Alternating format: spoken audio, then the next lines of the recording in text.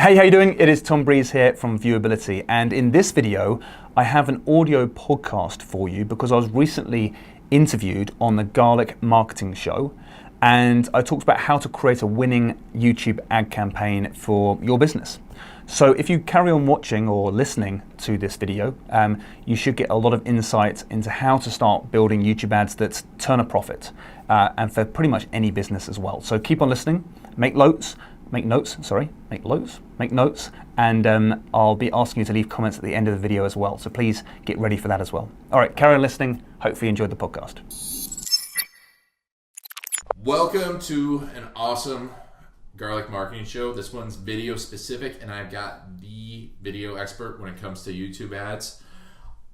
Joining us late in the day for him, Tom Breeze from Viewability. Tom, thank you so much for joining us. Oh, it's great to be here. I love talking to you because we both know video, we both know SEO, and you have an SEO background, but now you're in YouTube ads, and you're working on YouTube ads for some of the big names too. So tell me a little bit about your business and who you're working with. Yeah, okay, cool. So we are obviously called Viewability. The one thing we do is YouTube advertising. So if you're familiar with going to YouTube and you're just about to watch a video and a video pops up in front of it and you've got that pre-roll ad, that's the sort of stuff we do. So basically we annoy the whole of the world, but we do it in a much better way than just how everyone else does it. But the way that we work is to kind of like make sure that we work in a way where we focus on YouTube and ensure that we kind of get much more reach for clients, get a really good return on investment as well. And we actually build the agency in a way where we only get paid on results. So we do all the video creation, we do all the ads ourselves, we fund the ad accounts, and then when we get results for the client, we get paid. That's kind of like we know that the techniques that we're about to share on this podcast is going to be useful for people because it's actually the stuff that works.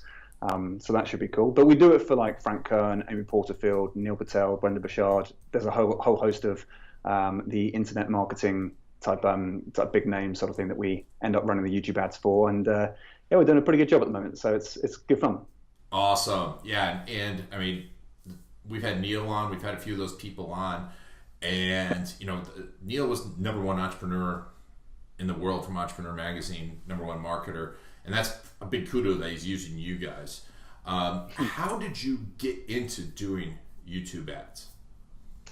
Good question. So if we kind of rewind back to like the very beginning, when I was like studying as a student when I was much younger, I studied psychology, and I truly believe that that's really the strength of what I'm able to do now with advertising. So I can really put myself in the customer's shoes, understand what they're going through, and therefore know how to like meet that customer with what they want to find out more about. So that was like when I first started anything to do with understanding human psychology. That's really started this whole journey, I suppose. So I did my undergraduate and did a dissertation, and then I went on to do my master's and my thesis. And from there, I actually went to go and work doing my own business, working with people like on a one-to-one basis for performance, but in business. So I'd help people I really focused on public speaking. So how to deliver a really good presentation in a confident way. And that was my first business. And when I first started running that business, I did all the traditional advertising and marketing that we're all familiar with, things like Yellow Pages, for example. And I promoted hard. I spent a lot of money with that sort of promotion and got nothing, not one phone call whatsoever. I was like, okay. I thought this was going to be the easy thing, but getting customers, I realized it was really tough. I knew that what I had was really good, but I didn't get many customers until I got a leaflet through the door from AdWords. And they were like, hey, look, £30, which is about $50 on us. Go and spend it, and if you set up your account, you can have it for free. And I was like, okay, well, it can't hurt. And I remember I ran the first day of advertising and spent the whole budget in one day for £30. And this is back in the good old days. It's like 2007 almost. And I got 2 phone calls and 2 clients from that first day. And each client was worth to me £240, which is about $350 or so. And I was like, wow, £30 or $50 spend and like nearly 600 back. I was like, this is great. And so I did the same thing the next day. And all of a sudden, my business just took off. I was like, wow, I can nail this. This is going really well. And then like it got more and more competitive over the years. As everyone knows, AdWords got more and more competitive. And then the one thing that got me into video was I was working with a mentor who was helping me become a really good speaker. And well, I would like to think that I'm a relatively good speaker. I've lost all those techniques a long time ago. But as you can probably tell by this podcast. But what I ended up doing was working with them, working with my mentor, and he was like, hey, look, why don't you try and have a video on your website? And at that time, no one in the UK especially, some people in the US were doing video, but no one in the UK were doing video. And I was like, okay, sorry, I'll work out how to do it. And I remember I had to go down to my parents to borrow their video camera we used to use for holidays and things. I had like a dictaphone in my pocket that would have like a mic, and oh god, it was a dreadful setup. But I did it. I got the video done. It took me so many takes, and I put the video on the front page of my website. And that took a long time to work out how to do as well in the good old days. And I ran my traffic that was running from AdWords already, and my conversion rate tripled overnight. So it went from 7% to 23%. So 3 times as many people were deciding to contact me to book in a session with me. And all of a sudden I was like, okay, there's something in this video game. And it was enough for me to go heavy into video. I started creating more and more video about how to speak in public. I got loads of views on YouTube, started getting lots of business coming through the door from just natural promotion on YouTube. And I ran a session with like 10, actually probably more than that. I can't remember exactly how many, but it was a session with entrepreneurs on how to speak in public. And all of them were there because they wanted to learn how to do video and speak on video. And so that kind of clicked a light bulb in my head because they all wanted to start having videos on their website. And all of a sudden I went down that route. And then that naturally progressed into creating videos for clients and then doing some SEO, so doing the titles, tags, descriptions. I built the whole agency around that to begin with. And then when the SEO world got tough with things like the Panda and Penguin and Hummingbird updates that screwed up so many websites, and it, lo and behold, it happened with video as well. All of our clients that were paying us a lot of money per month, I started looking at doing some advertising. And I ran some YouTube ads when kind of no one had really done it before. And all of a sudden I was realizing that results we were getting from advertising was so much better than SEO. And I was like, wow, I don't have to pay for all these staff to build everything and run everything. It's just, I just pay Google to run these ads. And I was like, this is easy. This is like much easier. And so at that point I was like, right, I've got some experience in AdWords from my first business. I know how to run AdWords, but now I'm just doing video on AdWords and running those ads on YouTube, and it was just getting really good results for all of our clients. Or I wouldn't say all of them, but the vast majority of them really had a good audience already on YouTube, and we could just find that it was a natural progression for the agency. And so I just decided to say, all right, we're going to spend all of our time just working out how to advertise in the best way on YouTube. And that was quite a few years ago now, but like that's all we do today. Like we haven't taken our focus off that. It's just our essential priority is just getting YouTube ads working for clients, and we're getting pretty good at it. That's awesome. I love that you're that focused too, because in the agency world, you know, we have our common friend Jason Swank talks about that, and we talk about it all the time. And you know, if someone goes out to hire someone and they're not highly focused and they're like, I do everything, I'm like, we concentrate on video storytelling, and that alone is hard. And we then outsource or work with companies like yourself to do YouTube ads. Because it's just changing so fast, isn't it? I mean, even if you do YouTube ads, it changes every day, right? Yeah, exactly. It doesn't quite change as much as Facebook ads. So when people see all these new things that are coming out with Facebook, it's amazing. And it's a really fast evolving platform. We did do a bit of Facebook advertising because if we're going to create a video with a client, it just made sense to say, well, we can run it on Facebook as well.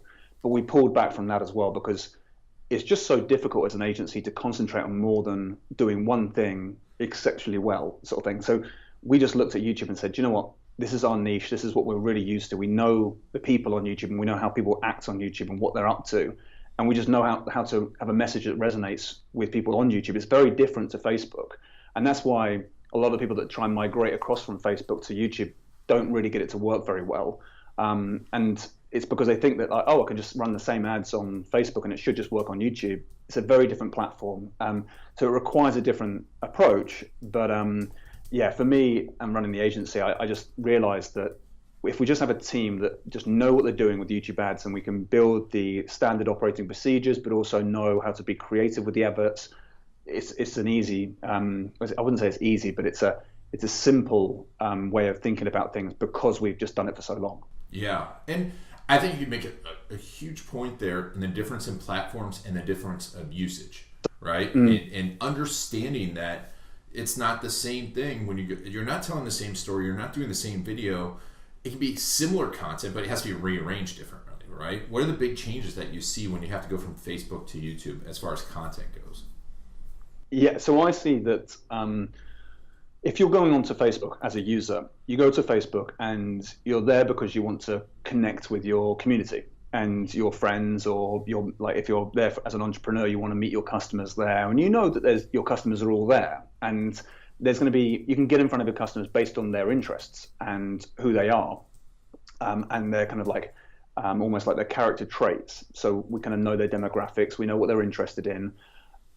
But when you go to YouTube, you're going there for a reason, you're going there for a purpose, and you have like a level of intent to find out more information. So on YouTube, there's like 50%, it's actually just a little bit more, 53% of people go to YouTube because they want to be inspired. Either they want to follow someone they're really interested in, they want to watch a extreme sports video or surfing video, or maybe a music video of some sort. That's like more a recreational but a passion interest type audience. But the other half of people, like 47% of people that go into YouTube, are going there because they want to either know something, do something, or buy something. And for me, I love getting in front of that type of audience because they're already motivated. So on Facebook, if you're advertising to that audience, first of all, you're getting into their profile, and I find it not frustrating, but I do find that on Facebook, like if I go to a website, all of a sudden I'm bombarding on my Facebook profile newsfeed by those ads of that company, and that's just good advertising from their standpoint. But I feel like it's my profile, it's my home almost. It's where I've set up with my friends, and now you're advertising in my space, sort of thing. Whereas with YouTube, I go to YouTube to find information, and if I see ads that are relevant and useful, because I want to find out more about how to speak in public, for example, and I see an ad that is about how to speak in public, I'm interested. I'm listening to what they have to say, and so the ad it comes up at the right time, and so I can find that a lot more useful as a platform to advertise there, because the users that the people that are going to YouTube are already motivated. They already want to find information, want to know, do, or buy something. And so when you show an ad in front of them, they're much more likely to consume it, as long as it's a good ad. If you go out with like the classic like shopping channel TV type advertising, that's going to annoy everybody. But if you go in with the intent to say, how can I help the user in the best way here, then you'll tend to find that if you get that in front of the right audience, they're going to lap it up and love it, and then want to find out more naturally about your business and what you do. I love that. And you said a big thing, intention. And YouTube's an intention-based place versus attention, where you have to get someone's attention in Facebook, and you have to divert them away from their grandkids and babies and dogs. YouTube, people are going there with intention. And that's a big distinction I don't think a lot of people make, because they just think video, right? And that's a huge opportunity. How do you sync that up? You say, we figure out the intention. Is it pure, or do you go purely, okay, we know they're looking for this and you're like this person, or do you try and get further ahead? Okay, so I'll explain it and then I'll wrap it up with a story. I think it will make more sense. So I think in today's day and world, I think that like with digital marketing, we forget that it's still humans online. We think it's just numbers and people there that are just like, oh my God, we can get in front of 5 billion views on YouTube every single day. And if you think like that and you think that's the opportunity, you're starting off on the wrong foot, right? It's good that there's lots of people going there, sure, but it's more a case of, is your audience going there? And if we rewound like the time, like in the clock by 30 years, and you had a physical store on a high street or a main street, you would have three different types of customers. You'd have people that are walking past that would stop and look through the window, like window shoppers, because they're interested in what it is you do. Like if you've got products in the window and they stop because they're interested in that, that's the window shopper type of kind of customer you might have. Then if they were really interested and they want to find out more information, they would come in store. And so you'd have your in-store customers. And those people are likely to ask lots of questions about the different products that you have. And your sales representatives will likely kind of like give them a good idea about what product might be right for the customer and just help them and like guide them towards making a sale. And then you have the next level of customer, which is almost like your customer at the checkout. They know your company, they know who you are, they know probably what product they want to buy, and then they're just there at the checkout ready to buy. Maybe they've got a couple of questions, maybe need a bit more assurance before they make a purchase. But there's that sort of customer as well. So you've got your window shoppers, you've got your in-store customers, and you've got your at the checkout customers. Exactly the same audience are online and in digital space. But just because we don't find it easy to target those different types of customers and know how to get in front of them, we feel like, okay, well, we can just put one message out and just advertise to everybody, and hopefully some people are going to like it. That's like TV advertising or radio advertising. And most of the time it's annoying. But with the benefit of YouTube, you can get in front of all different types of audience. So on YouTube, you can get in front of the audience that are the window shoppers. They are showing an interest. They might be watching videos of your competitor, for example, and you can get in front of them. Like on YouTube, if they're showing an interest because they like certain kind of like similar seminars that you might go to, or books and authors, if they like that, then they're likely to be interested in what your product has to offer. So there's that kind of window shoppers that are easy to get in front of on Facebook and also on YouTube. The in-store customers, the people that are searching and doing research and asking questions and watching videos about different products, then those people tend to be easy to target on YouTube, because if they're typing in keywords and watching certain videos, we can show our ads in front of those videos in particular, and therefore we're really getting in front of them at a time when they are showing a lot of active intent. They're saying, hey, look, I'm very interested in what it is that you guys do, because you know that they're already searching for it. And then you have like the checkout customers, the people that are ready to buy, are either looking for videos online about different types of products, so they're actually like searching for the actual product title, or watching videos about a demo of a certain product or an unboxing video, for example. Or you've got your remarketing traffic. They may have been to your website already, and again, that can be tapped into on Facebook or YouTube, and you can run those sorts of ads to those people that have already gone to your website, maybe signed up for something you've got as a freebie, and you can run ads to those audiences as well. So it's understanding the mindset of your customer, knowing where they are at right now. Like maybe they are window shoppers, maybe they're in-store customers, maybe they're checkout customers. They still exist online, but our message, and it's exactly what you just said a second ago, Ian, is that you need to make sure that if it's a window shopper, we naturally need to grab their attention. So the video has to start with that in mind. If you're on YouTube looking for information on something, you don't necessarily need to be like grabbed attention. Your attention doesn't need to be grabbed. It's already there. Your attention is already looking for something.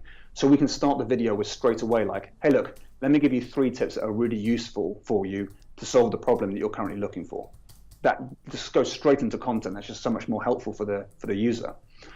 Or if they're kind of checking out, if they're kind of like really close to making a purchase, you don't need to necessarily do the whole attention grabbing and the loads of content. You can just say, hey, look, if you're looking to buy this product, let me just show you some different options available to you. And you go straight into more of a sales message at that point, especially if they know who you are already. If they're warm traffic, that's an easy win for a lot of people. And the way that I look at it is like, so just last year in April, I ran the London Marathon, and one of my friends pulled out close to the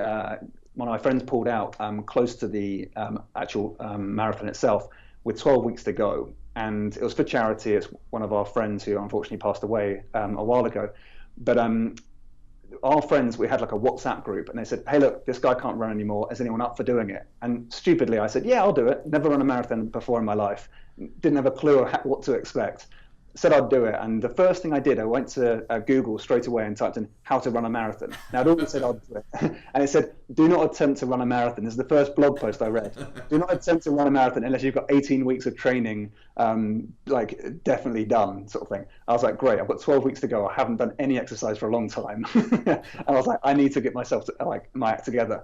And so at that point, I was in a moment, we call it, of like, I need a lot of information and I need a lot of products and I need to kind of get myself ready for this. And I typed in like marathon training plans. That was one of the first thing I typed in. And I started consuming a lot of content. And throughout that whole process, you can imagine I was in the market all of a sudden for running, like marathon running shoes. I would have been interested in lots of different products. I would have been interested if a physio said, hey, look, I can help you. I would have been interested if hotels advertised to me saying on the day before, why don't you stay with us so you get a good night's sleep and you can be at the start line at the right time. All these different people could have advertised to me because I was in the moment of need of wanting to find out all I need to do about the London Marathon. But again, like no one was advertising to me at that point. And that's the thing, is that our customers, your customers, my customers, everyone who's listening to this, your customers are already looking, they're already searching. And it's just understanding where they're at right now, what they're doing, and how can we tap into that with a message that's going to actually resonate with them. So it's like, say, for example, for me, I was definitely ready. I was at a checkout stage of buying some marathon shoes, like some running shoes. I would have bought any running shoes if someone said, these are the best in the market right now. If you're running the London Marathon, buy these. I would have bought them straight away. Whereas if it was for a physio, for example, they could have easily advertised on a keyword like marathon training plans and said to me, hey, look, did you know, this could be the video that interrupted me. They could have said, hey, did you know that the number one thing stopping people from running the marathon, even with all their training, is lower back pain? And let me show you 3 exercises that are going to help you stretch out before you do any running, for example. And at the end of that, it could have easily been like, hey, look, but if you ever do get any injury, give us a call. Here's our numbers, here's our details, sign up for a marathon training plan on our website or something like that. And the physio, I would have definitely signed up for that. I wouldn't necessarily bought straight away, but I would have been definitely interested. And then like the hotels could have said, hey, look, we're doing a marathon special. So the night before, come and stay with us. We are putting on a marathon feast the night before, so you eat the right stuff, so you're full of energy the next day. And we also do massages straight after the marathon at the hotel. Anything like that would have been an easy thing for me to purchase, and they would have got my money straight away. But as a result, I had to go and do loads of research. But that's the thing; these companies are missing these opportunities. And so if we can think about where our customers are going and what they're up to, then you can tap into those moments and give them a really good message that really resonates with them. And that's what we do, really. That's the whole agency approach, really. I love it. And the biggest thing that, I see this in all great marketers is understanding the person's situation, right? We buy because of the situation we're in. And we don't buy, and the fact that, all those 3 different buyer personas that you talked about could be one person at different times, right? Yes, exactly. Yeah. And additionally too, I mean, after the marathon, that physio can be like, is your back still hurting? Yeah, exactly. What to do after your feet hurt at the marathon? Yeah, I mean, then it's just a whole conversation to be had. So how do you do this for your clients? How do you figure that out? What's your process for doing that?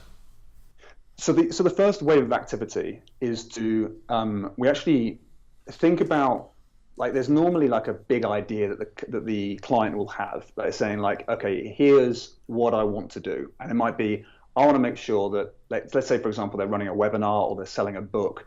There's going to be a topic around that webinar or that book, for example. And they say, here's what it is. This is what we talk about. And I want to get in front of people that would be interested in this topic. So we start there and say, okay, well, brilliant. If people are thinking about this type of thing, what would they be up to? What typically sends them that way? Now, most of the time, there's going to be a pretty obvious like starting point where we say, right, if people are searching for this content already, great. That's like we just type in the keyword and make sure there's some search volume there, and that's normally a pretty easy starting place. So most of the clients we work with, there's going to be a normal, natural keyword that people type in to find that sort of kind of stuff. So there's normally some easy wins there. Like if I was running a marathon, for example, as we talked about earlier, then Nike, for example, would know if someone types in marathon training plans, that's still a good time to advertise to me. And what we do is we create one video, but has all those 3 messages that need to resonate with the different types of customer. So it's kind of hacking this approach of advertising, really. We create one video that taps into a bit of attention to begin with to grab the window shoppers. Then it'll go into a bit of advice. And so it's like the 3 A's. So we go attention, Like that's the way that we create the video to begin with. Like start with something like, hey, did you know that? And then you would like grab their attention by kind of like talking a little bit about the topic they may be interested in. Then we'll give really good advice. Now, in the videos we create, we won't just say, hey, we've got the greatest thing ever and we're so great and we're amazing. We demonstrate our value by actually giving the value. So we'll say, here's 3 things you can do to improve your marathon running, for example, or whatever it is that people might have. Now, it might be a case study. If it's a product, you might demo the product and tell people why it's so good, for example, and the things that it can do. And you're trying to give really good advice, even like stuff that would mean that people kind of could even leave the video and know they're better for it. They're kind of like they've got some really good value from the video. Because the other thing is we can always get them through remarketing. If they leave the video and we're giving a good experience, we'll tap them up with some remarketing there. But we also want to make that first impression that we have with them so powerful that they think this is like some of the best stuff I've seen, and it's so good that even if I did leave, you've left a really positive impression in their mind. And then the final thing we do is we make sure that we have a really clear action. So we say, like a call to action, like here's exactly what you need to do next to take advantage, but make sure it's a really relevant offer as well. A lot of the time we promote clients and we know the audience wants something, but they're trying to sell something else. And we often say to them, okay, look, we can sell what you've got, but we might need to have something before that. Get them to know, like, and trust you, and then sell them what they need later, but sell them what they want there at that moment in time. And that's the most important thing, really. So we create this one video, starts with a bit of attention, goes into really good advice, followed by a really strong call to action.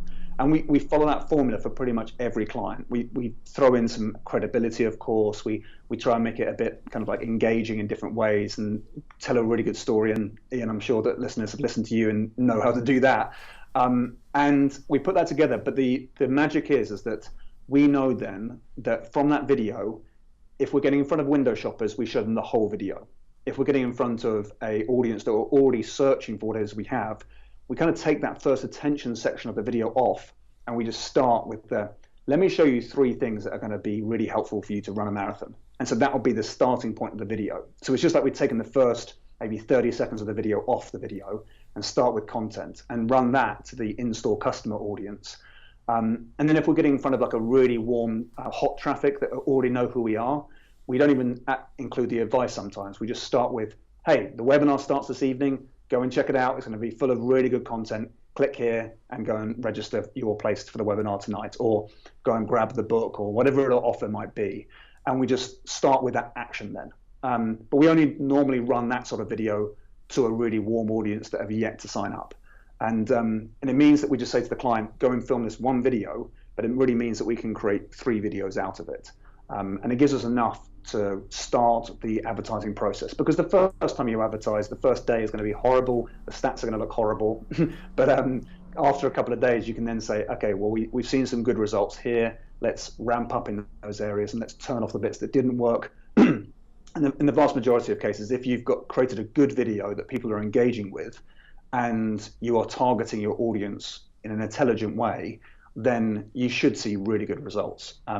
But the great thing is it's all tracked. All the data is there for you. AdWords are very good at that. So you can see where the problem lies. If you're getting loads of views, loads of engagement, loads of clicks back to the website and no one's signing up, then of course the offer might be wrong. It's an obvious, you can obviously see like where there's drop off sometimes. Or if no one's engaging with the video and no one likes it, but your targeting is really strong, then you're going to find that like, okay, well, the video is just not good enough. We need to replace that video. And we've had that before. We know with clients, we've taken a slightly different creative angle that's just not worked. And so we go back to the basics and we say, okay, well, what do your customers really want again? Let's create a video that really resonates with that. And very quickly we find that like, okay, yeah, it was the first video we created, didn't nail it. And now we've got a good video and it's working incredibly well. So it's kind of just understanding that you're not going to get it right first time round. We never get it perfect first time round, but get started, see where the data lies, and then say, right, great, we can build from here. And that's normally the best approach to take. So for those of you listening, this sounds familiar because we've talked about the strategy first formula. Tom and I have not talked about this ahead of time, but you can see that's where you start, right? We haven't talked tactic at all. You haven't talked a specific part of YouTube, that one YouTube hack. it starts a strategy, because that way when it stops working, you can go back and look at the strategy, right? Precisely, yeah. I mean, YouTube really help out, right? So the whole ecosystem of YouTube is so useful for everybody. So if you think about it, you've got the person that's created the video that you might want to advertise in front of. That's kind of one person. You've got YouTube as another entity. You've got yourself who wants to advertise, and you've also got the person that's viewing the videos. There's 4 people there, and YouTube have built it in such a way where everyone benefits. So as an advertiser, I advertise, and when I spend my money, YouTube will take 55% of my money. The person that created the video that I'm advertising on their video, they take 45% of my money. So they get a good deal as well. So that's how these people that are YouTubers make a lot of money. And as the advertiser, they've set it up in such a way where I only pay when when a viewer watches past 30 seconds of the video that I've created. So if someone like presses skip ad button before 30 seconds is up, I won't pay a penny. It's beautiful. So it means it's very easy for me to only pay for people that engage with my video. And the great thing about this is that AdWords also tracks how people are engaging with my video. So if no one's watching my video, or if loads of people leave my video before 30 seconds is up, then YouTube will see that and think, well, not many people are liking your video, so they'll stop it from showing in lots of areas, and it'll cost me a lot more money. So for the person that's on YouTube watching videos, they're not going to see bad videos for a long time, because they'll just kind of get too expensive to run. So the content creator's making money, YouTube are making money, the user's getting a good experience, and as an advertiser, I only pay when people engage with my videos. It's everyone wins from the whole ecosystem there. And unlike somewhere like Facebook, where it's like all your money goes straight to Facebook, and then your like the profile that you've built is just being hijacked by ads all the time. It's like it's not a great ecosystem there. Whereas with YouTube, it is. Obviously, I would say that because I'm a YouTube ads like aficionado, but that's because I love it. But I just see it like this. I see it like the platform of YouTube is here to stay for a long time, but it's not as easy to crack straight away than somewhere like Facebook. But there's a beauty in that in terms of if you master it, not many people are going to master it, and it's not that difficult to master it. You just need to think, as you quite rightly say, strategy first, and then know the system's there to help you. And it's a great place to be. So I'm excited because I want to stop right now and go make YouTube ads. But do you know, how many times I do podcasts and like the person I'm speaking to is like, right, okay, let's stop this. I need to go and create some YouTube ads.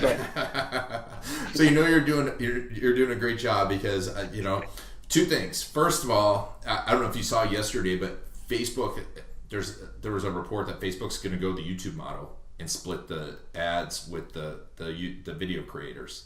So that's good. Okay. Yeah. But that'll date this podcast a little bit because we'll see what happens with that, because it's still an intention versus attention, and how effective that'll be.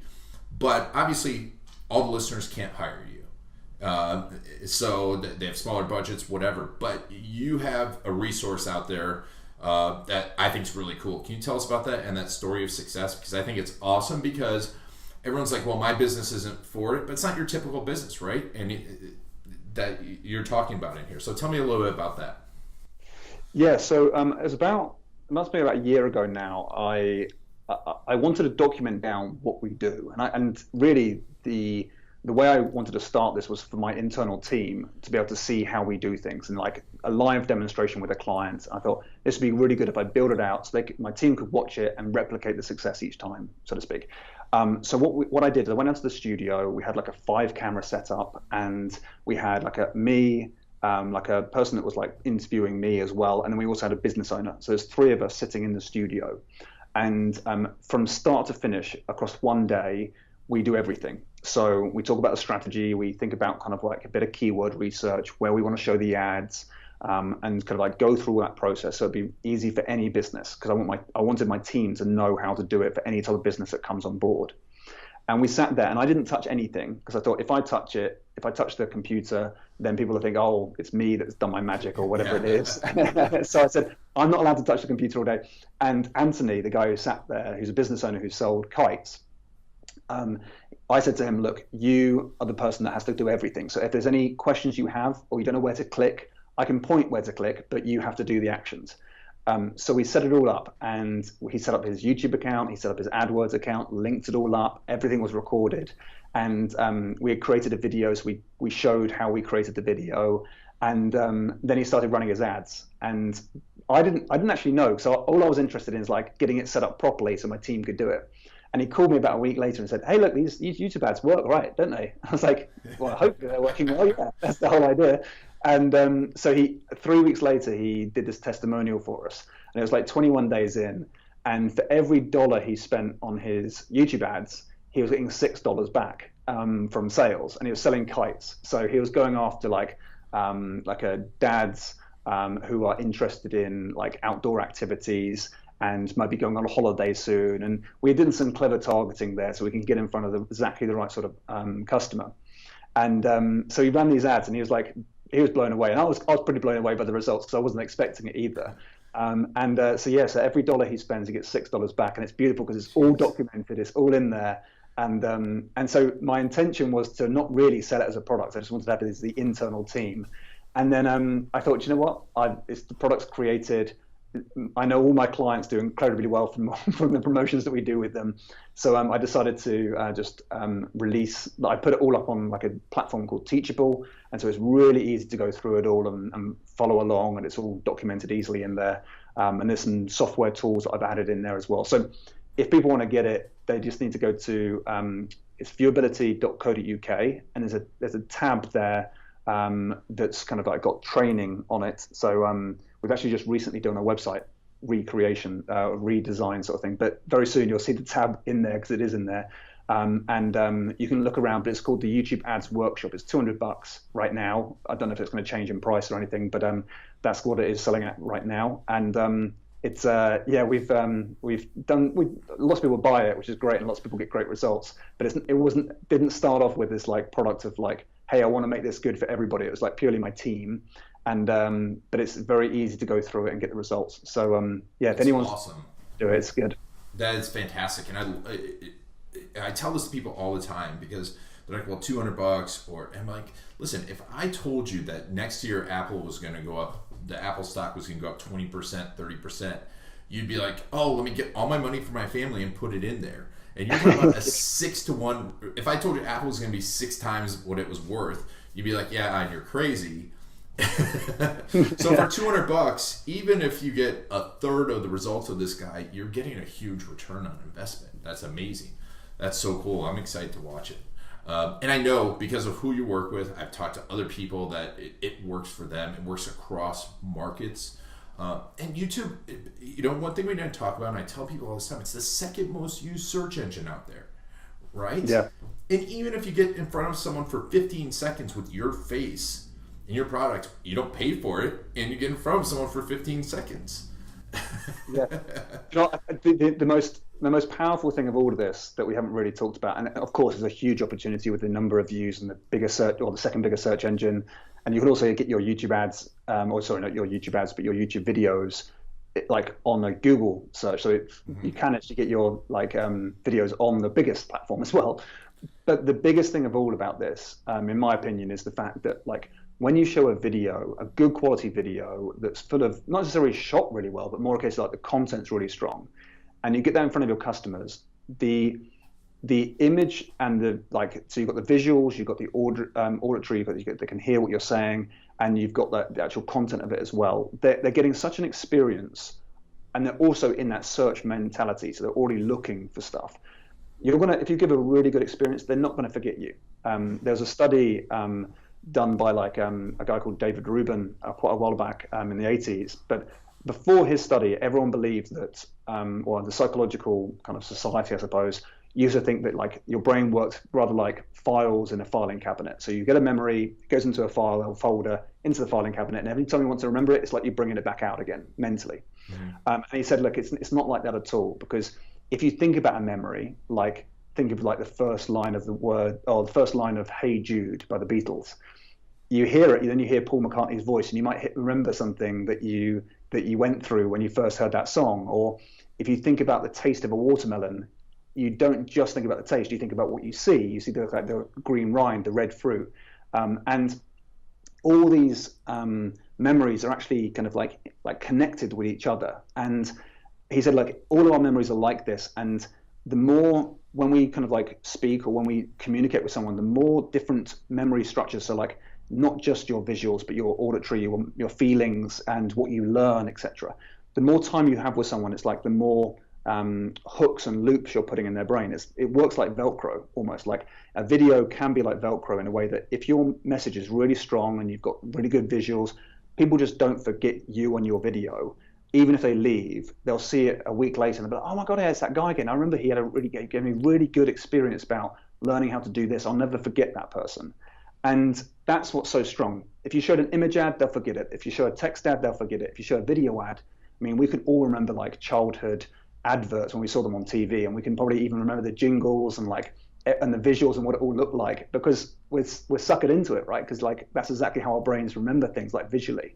Mm-hmm. And when you get a good video in front of your audience, they don't forget you. They remember you for a positive reason if your video is good. And the branding of that is just so powerful for so many years to come. So for me, yes, the ROI of running YouTube ads is really exciting, but it's also about your users having a really good experience with you and remembering that and not forgetting you ever. Yeah, and to your point too, there's some recent studies done too that, if the video connects with a person enough and you have that connection part of the video up front and you drive that empathy, it actually, this one study, and Paul Zak is actually the guy who did the study, is going to be on the podcast in a few episodes, that we drive up oxytocin levels through video. It increases empathy, and the increased empathy increases someone's likelihood not only to pay attention to but buy from you.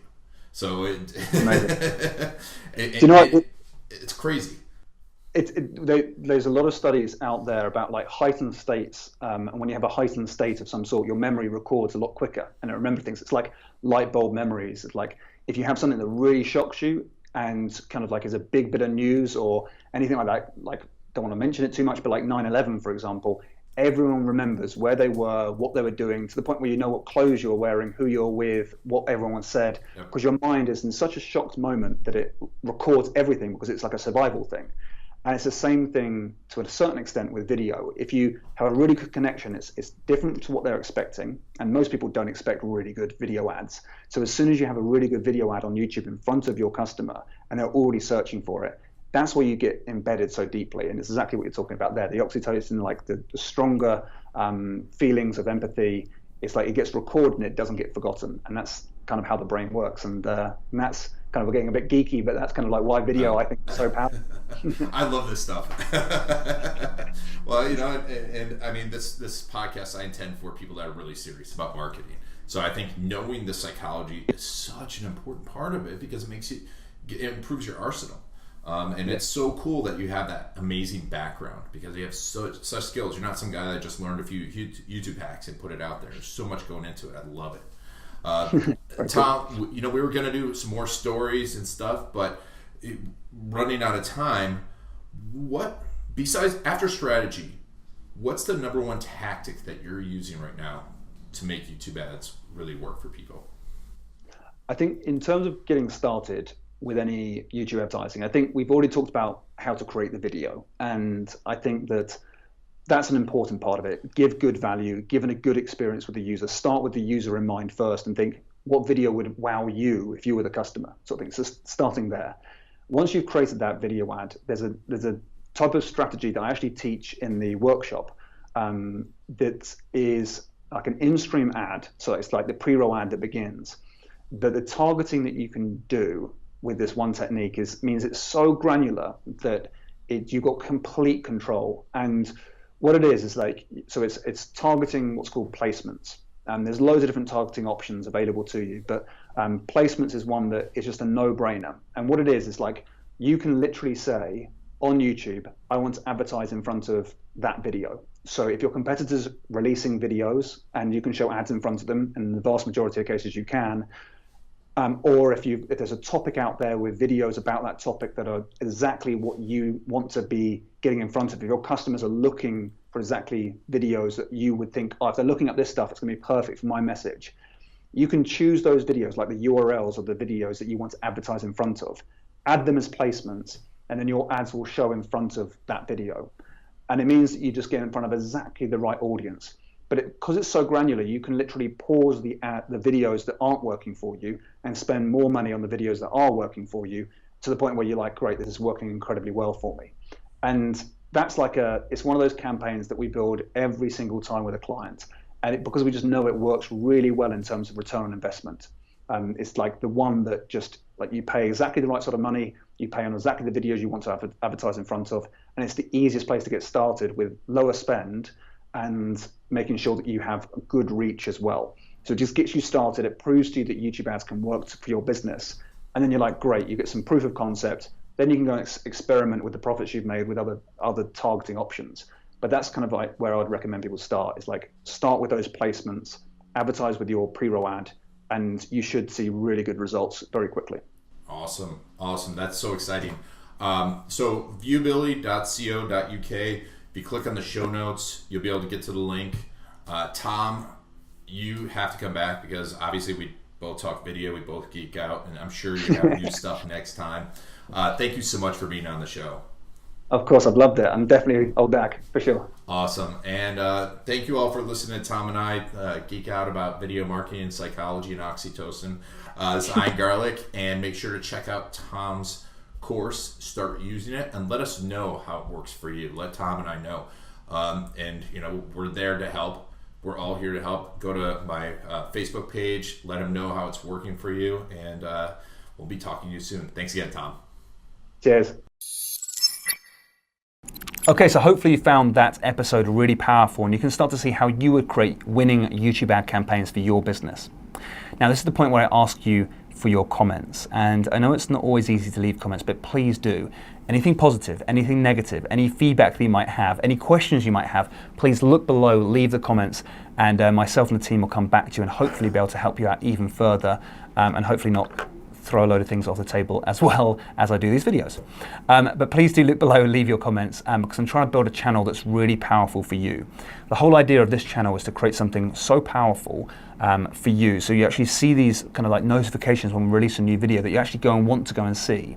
So make sure you kind of keep an eye out on your notifications, but I want to make sure that you actually want to go and do that. So let me build a better channel for you. So leave your feedback, I'll find it really valuable, and should be able to create a better channel for you as we grow this channel as well to hopefully that 1 million subscribers, which seems very daunting indeed.